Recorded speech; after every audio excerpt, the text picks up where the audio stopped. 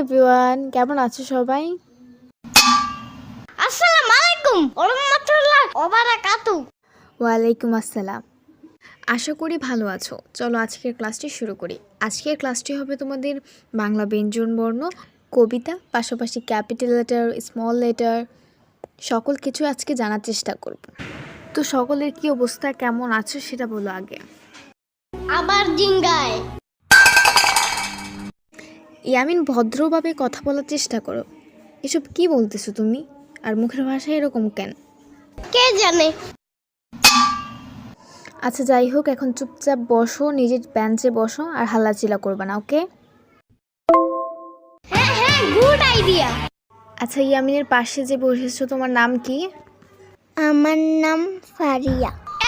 যেই না চেহারা নাম রাখছে পেয়ারা।